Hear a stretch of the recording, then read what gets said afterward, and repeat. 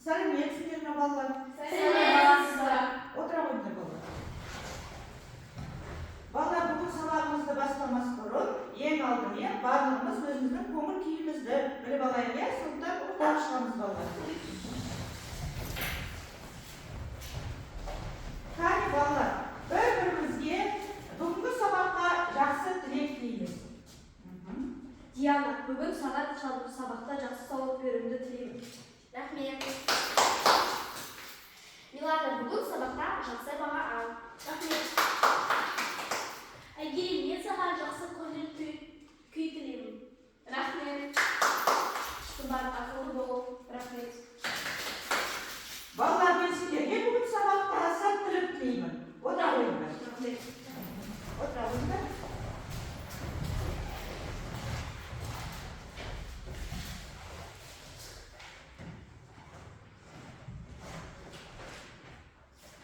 Балалар, өткен сабақта сіздер білесіздер, біз ою және оюдың түрлерімен танысқанбыз, иә? Енді балалар, бүгін оюдың түрлерін тағы бір қайталап өтейікші. Бірінші, бұл оюдың түрін кім айтқысы келеді? Айта қойын. Диана. Милана айта. Бұл қошқар мүйіз. Қошқар мүйіз екен, жақсы отыра қой. Келесі оюды Сымбат айта қой. Ол бізде түйе табан мүйізі. Түйе табан мүйіз екен балалар. Келесі оюдың түрін айтады Диана. Бұл арқар мүйіз. Арқар мүйіз жақсы, өте жақсы. Келесі оюдың түрі Айгерім айта қой. Бұл бізде ұшар мүйіз. Ұшар мүйіз екен, иә балалар? Біз оюдың түрімен өткен сабақта танысқанбыз. Және мен сендерге ою туралы мақал-мәтелдер жаттап беріп едім, иә? Кәне, мақал-мәтелдерді айтайық. Айгерім айта қой, мақал-мәтел. Ою ойғанның ойы ұшқыр. Ойы ойға сызу да сызады. Жақсы, жарайсың, отыра қой. Келесі, Милана қандай мақал-мәтел жаттап келді екен? Үлгісі көптің өрнегі көп, өрнегі көптің ермегі көп. Жақсы, жарайсың. Келесі, Диана айта қой мақал. Өнерсізден топ қашады. Жақсы, өте жақсы. Сымбат айта қой жаттап келген Өз үйіне мақал. кісі үйінде сызу да сызады. Өнер сыры өрнекте. Жақсы, жарайсың балалар. Енді бала қараңдар, біз өткен жағдайда оюмен таныссақ, келесі суретке назар аударайықшы балалар. Келесі суретте біз не көріп тұрмыз балалар? Текемет. Сырмақ. Сырмақ екен. Сырға. Тостаған екен, иә? Бұны балалар енді бір сөзбен біз қалай айтамыз? Қазақтың ұлттық бұйымдары. Қазақтың ұлттық бұйымдары. Ендеше балалар, бүгінгі біздің сабағымыз қазақтың ұлттық бұйымдары. Ал сабағымыздың тақырыбы орта көлемді мәтін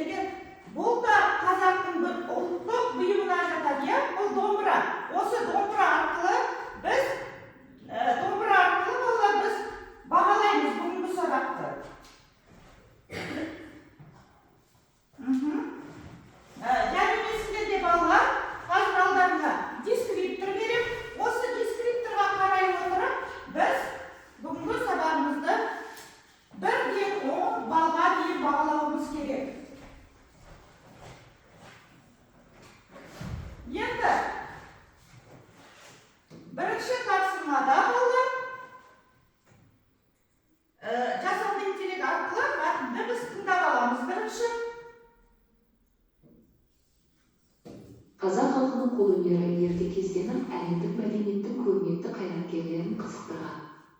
Геродот тіпті былай деп жазған: олардың барлық заты алтын мен мыстан жасалған.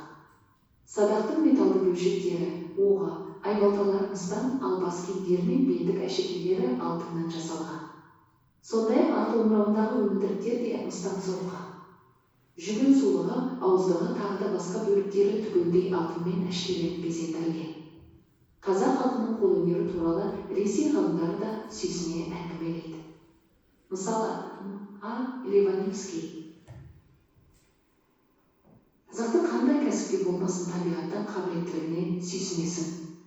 Қазақтың тіккен аяқ киімдері өте берік, киюге ыңғайлы деп жазады. Жақсы балалар, тыңдадық.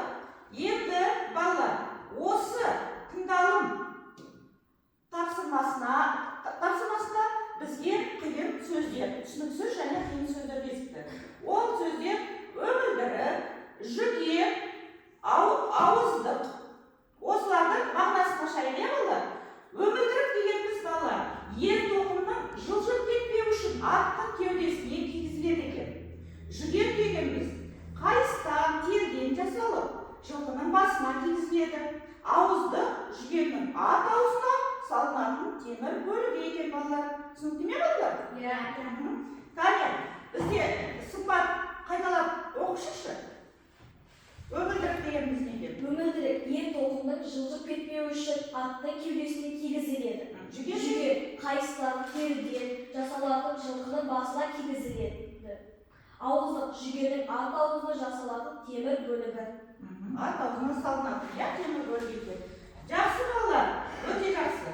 Енді балалар, екінші тапсырмамызда біз кітапқа, оқулыққа қараймыз, оқулықтағы екінші тапсырмаға қараймыз. Осы екінші тапсырмада бізде не берілген? Сұрақтар берілген. Осы сұрақтарды балаларымыз картошка фри әдісі арқылы сұрақтарға жауап береміз. Жаңа біз мәтінді мұқият тыңдап алғанбыз, балалар? Жақсы. Келіп мына жерге бір картошка фри палочкасын аламыз.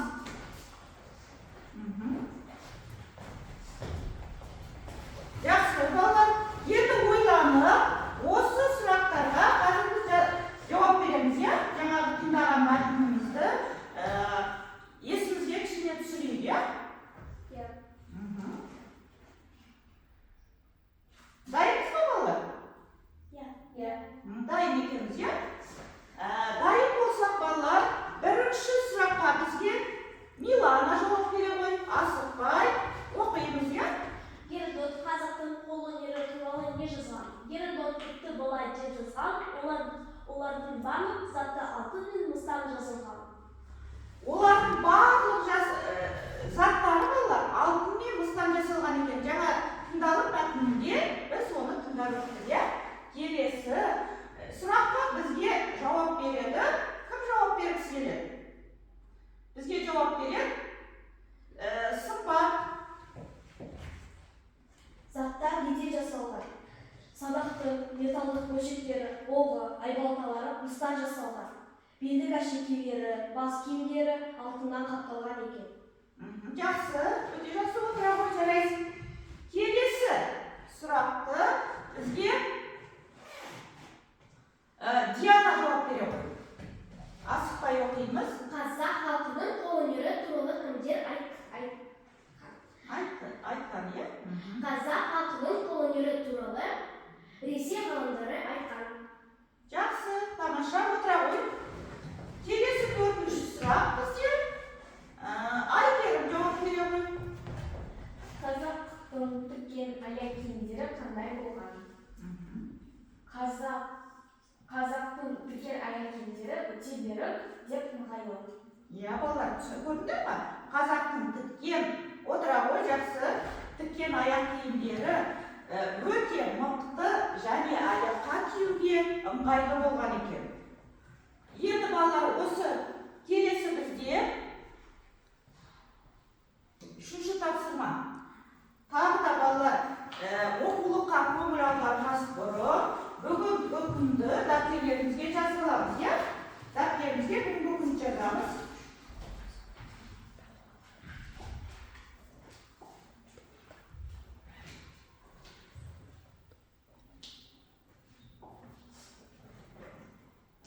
Балалар, ұмытпай, біз бағалап отырамыз, иә балалар? Біз өзімізді бағаладық па бірінші тапсырма бойынша? Алдарында берілген дискрипторға және алдарында домбыра берілген. Сол дискрипторға қарай отыра, домбыраның тегін жылжытып отырамыз. Иә? Қойдық па өзімізге бал? Бал қойып аламыз балалар өзімізге бірінші тапсырмаға. Милана, бал қойды ма? Домбыраға? Жақсы.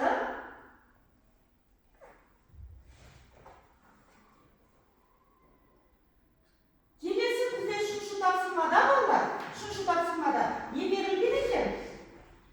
Не істейміз үшінші тапсырмада балалар?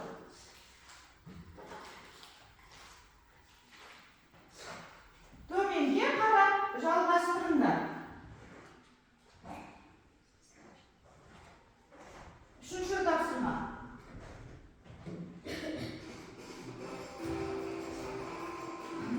Біз бұл жазу тапсырмасы болғанда балалар кітаптан жазып жалғастырамыз. Кәне жазамыз үшінші тапсырманы. Бірінші. Үшінші тапсырманы жазбаша орындаймыз.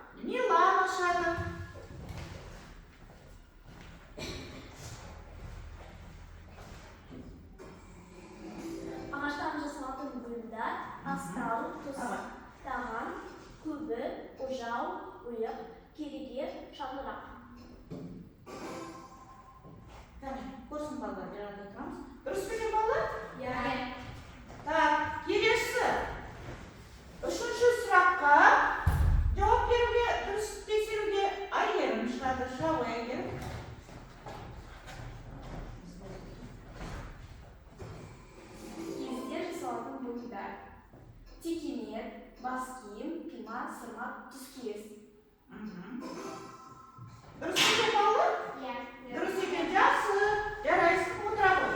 Келесі бізде соңғы сұраққа жауап береді Сымбат.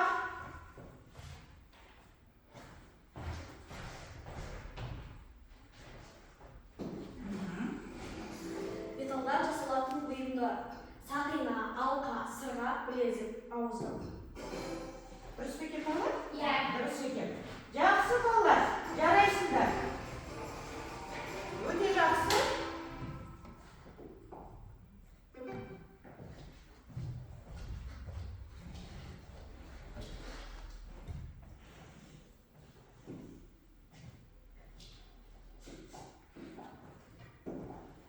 Жақсы балалар, кітапқа қараймыз. Кітапқа қарап, келесі тапсырма балалар бізде. Жеке жұмыс жасаймыз, иә? Барлығымыз. Бұнда балалар.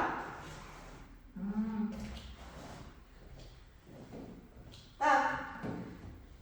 Галилей әдісі арқылы 4-ші тапсырмаға қарайықшы балалар. Кітаптағы 4-ші тапсырмаға қарайық. 4-ші тапсырмада балалар не істейміз? Кім Сымбат оқышы, не істейді екенбіз? Төмендегі сөздерді қатыстырып, сөйлемдерді құраңдар. Төменде бізде балалар сөздер берілген екен. Былғары, ер-тұрман, киім ілгіш, жиһаз, құрал-сайман. Мына суретке қарап отырып балалар, кім былғарыдан жасалған затты айта алады? Кәне былғарыдан айтады Милана. Былғарыдан не жасалады? Келе ғой Милана. Былғары. Мында көрсетеміз, былғарыдан не жасалады? Кел. Былғарыдан бізде не жасалады? Мына ручка.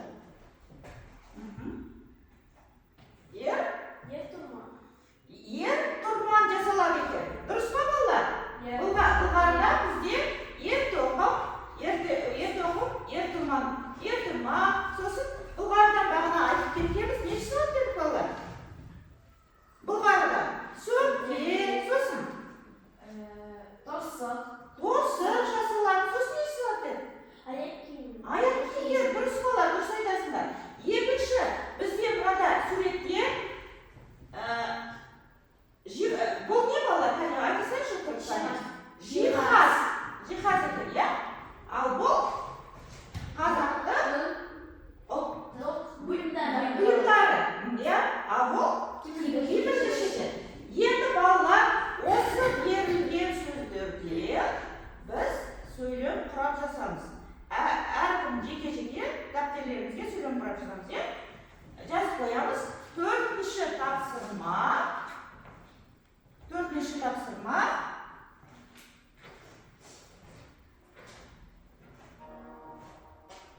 4-ші тапсырма балалар.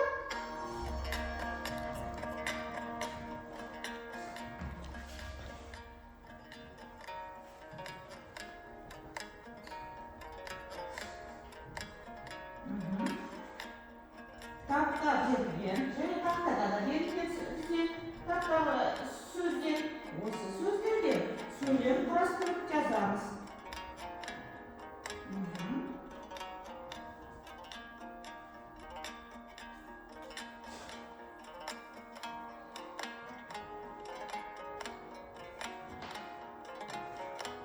Былғары, ер-тұрман, киім ілгіш, жиһаз және құрал-сайман.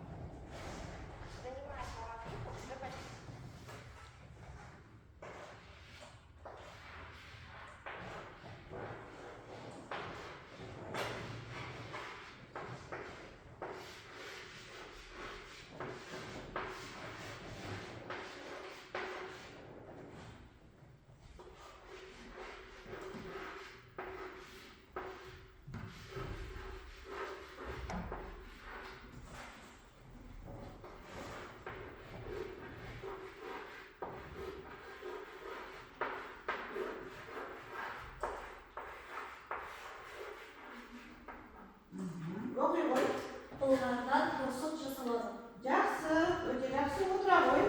Келесі бізде ер-тұрман. Милана тақыр ашқан. Милана ашқан ғой.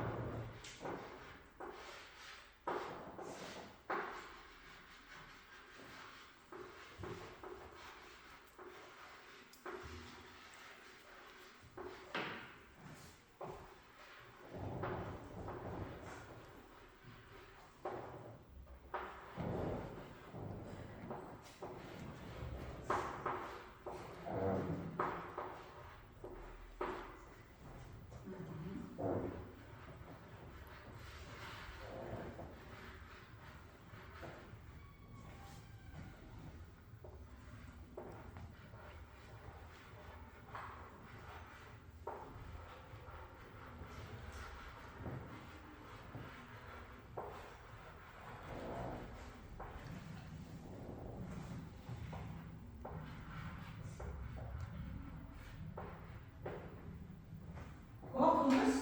Ер-тұрманда үміттілік, жүген және ауыздық бар. Ер-тұрманда бағана балалар біз мәтін енді айтып өтуіміз, иә? Ер-тұрманда үміттілік, жүген және ауыздық бар екен, иә? Енді келесі сөйлем бізде киім ілгіш. Киім ілгішке сөйлем құрайды Диана.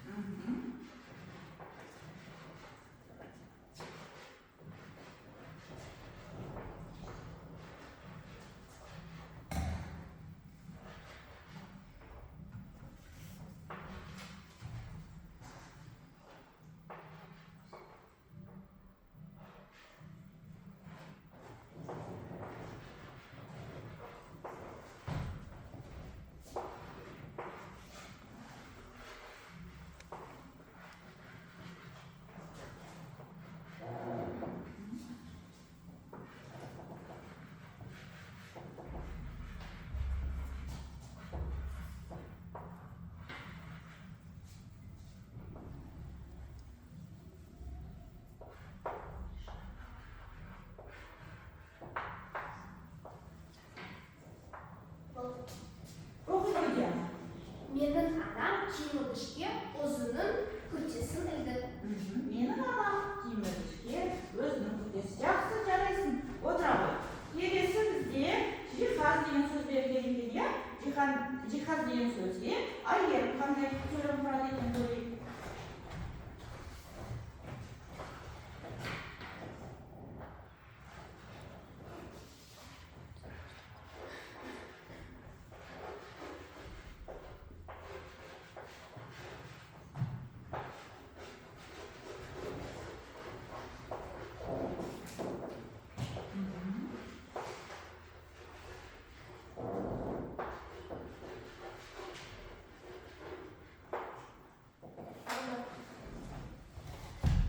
Оқыңыз. Әлі де жиһаз болу керек. Әлі жиһаз болу керек пе балалар? Иә. Әлі жиһаз болу керек. Бұл жерде Айгерім не жазып қойды балалар? Әлі. Кішкентай ұлы. Кішкентай, бұны қалай сөйлейді балалар? Айгерім. Әлі қалай жазасыз? Бас әріптен жазу керек. Біз білеміз балалар. Сөйлем, әрқашан бас әріптен басталып жазылып, соңына не қойылады? Нүкте қойылады. Жақсы, Айгерім, отыра қой. Келесі бізде балалар құрал-сайман. Құрал-сайманға кім жазысы керек балалар? Сымбат жазамын. Құрал-сайман деген сөзге қандай сөйлем құрады екен бізде? Сымбат. Бұларда үстігі сөйлемді жасау.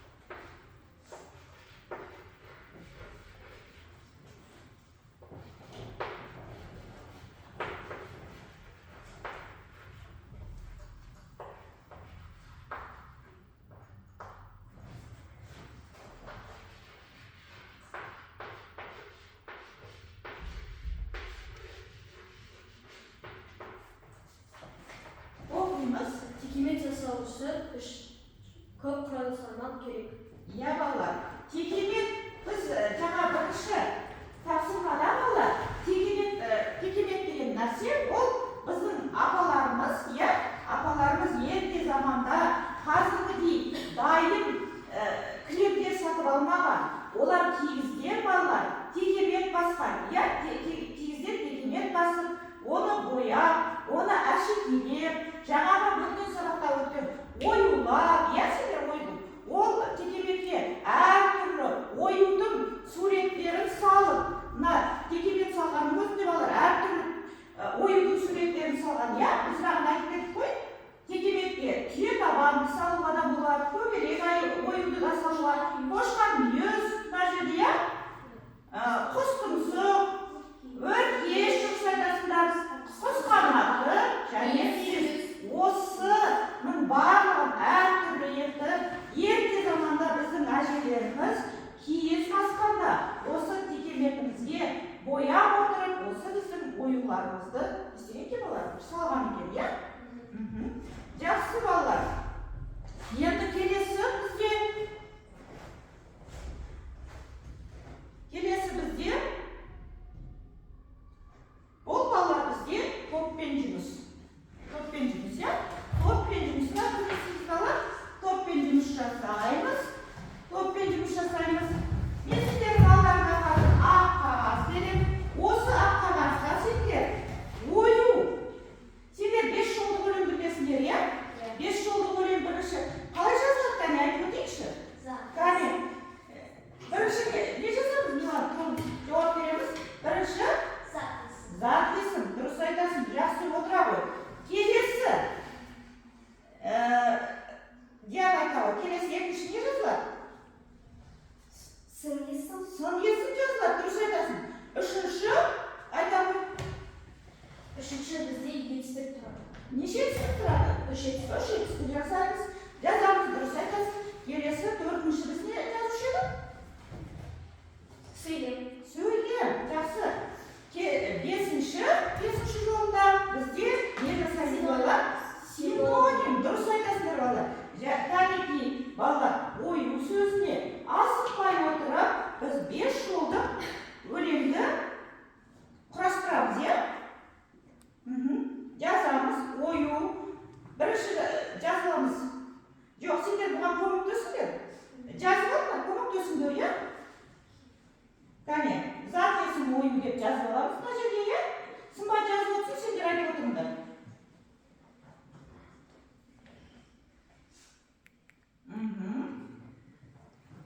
Асықпаймыз, әдемілеп, қатесіз жазамыз, иә балалар?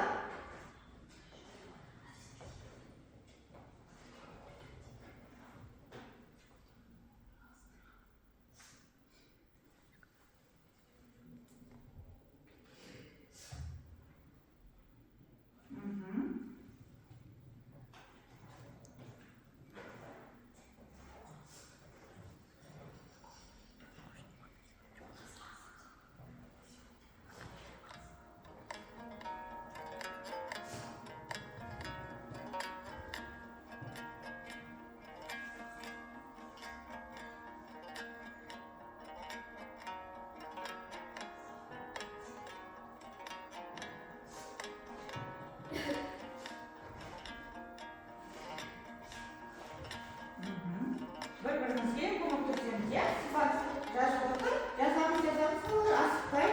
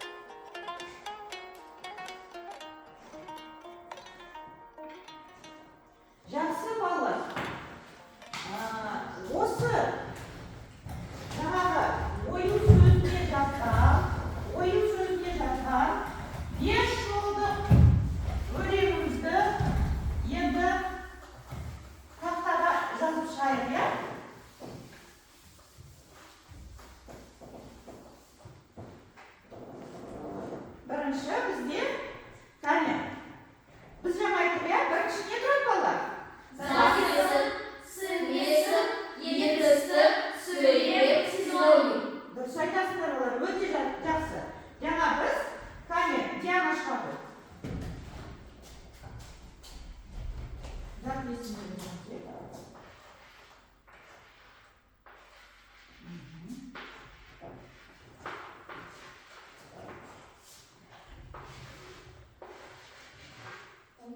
Зат есім ою.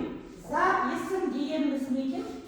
Зат есім затын атын білдіреді. Кім не деген сұраққа жауап береді. Жақсы. Отыра ғой Диана. Не ою. Не ою, жақсы, өте жақсы. Келесі бізде шығады Милана. Милана бізде жазады. Сын есім, дұрыс айтады. Сын есімді жазады.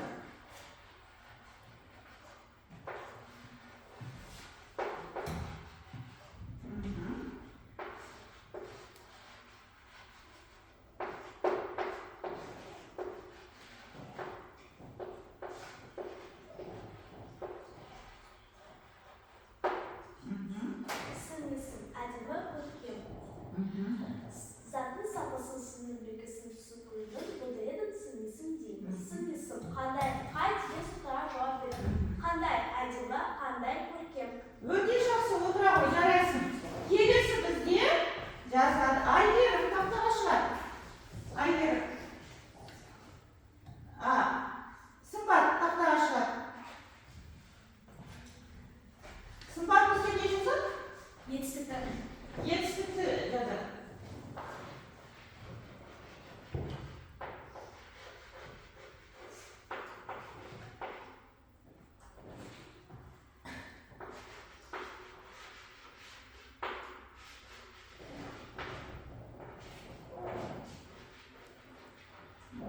Тезірек жазамыз балалар.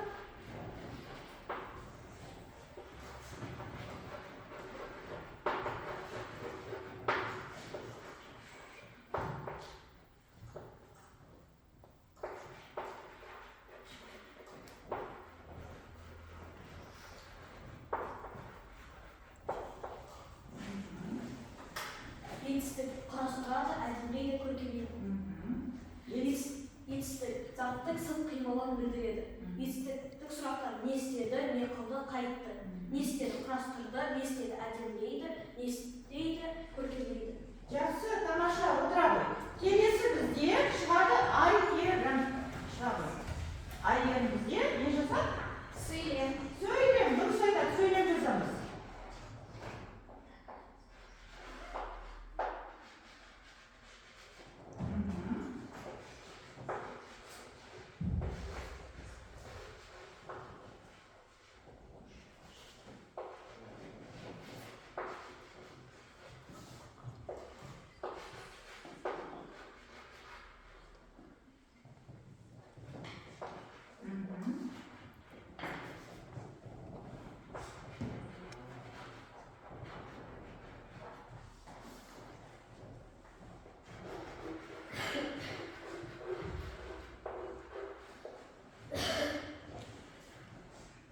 Айгерім, сөйлеміңді оқи ғой. Сөйлем, ұю қазақ халқының символы. Отыра ғой, жақсы. Келесі бізде ең соңғы сымбат шыға ғой. Сымбат бізге жазады синоним. Балалар, өзімізді бағалап отырамыз, ұмытпаймыз, иә балалар? Сендерге дискриптор және бағалауға домбыра берілген, сол домбыраның тегін жылжытып отыруға ұмытпаймыз.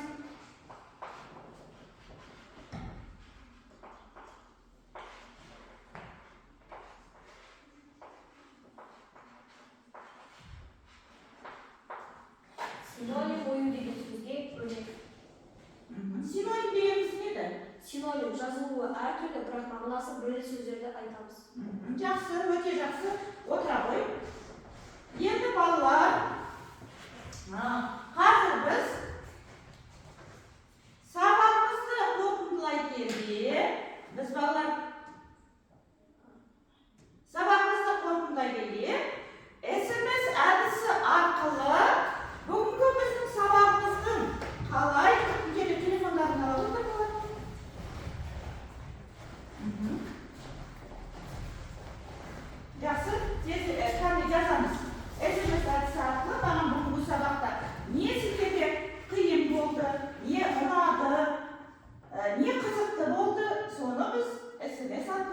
жазып көрсетейік, иә балалар?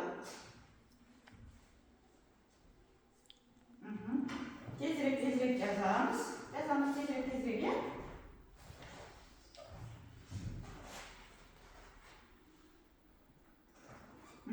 Жазамыз балалар.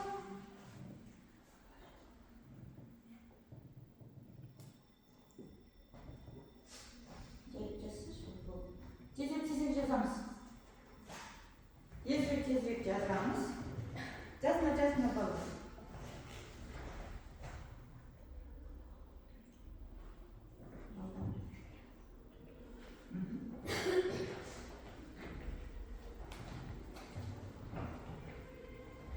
Кәне, тезірек балалар, тезірек шапшаң.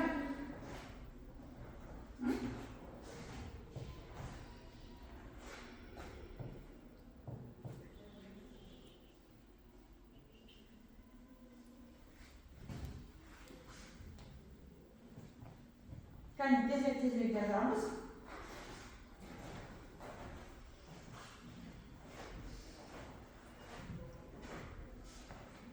Кәне, кімге сабақ ұнады, кім жақсы сабақты түсінді?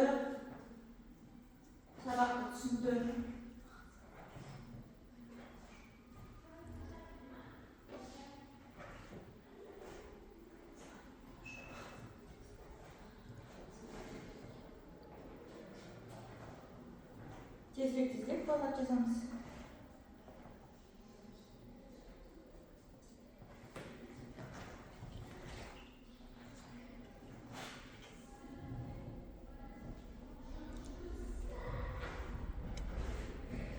Ayam sendiri tergantung itu.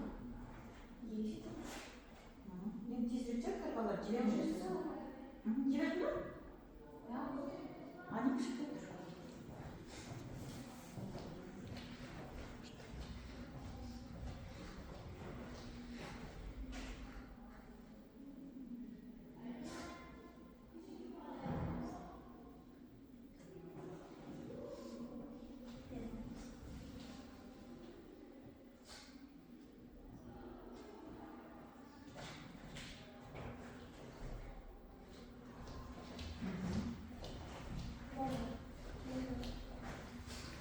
Бүгін бізде бірінші жазған кім? Бүгін біз ою түрлерін, мен бүгін ою түрлерін білдім.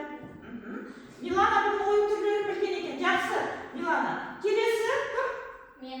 Айгерім.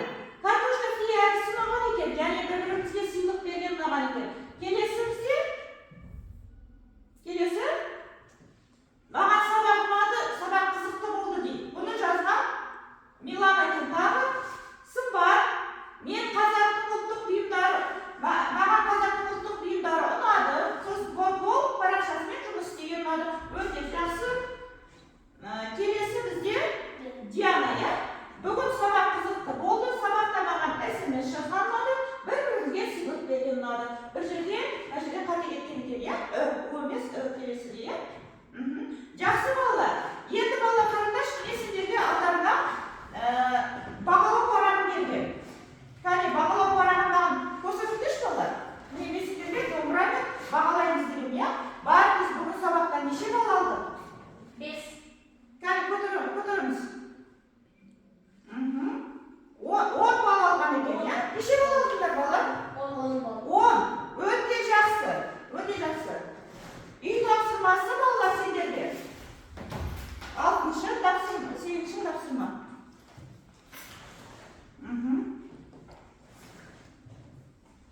Балалар,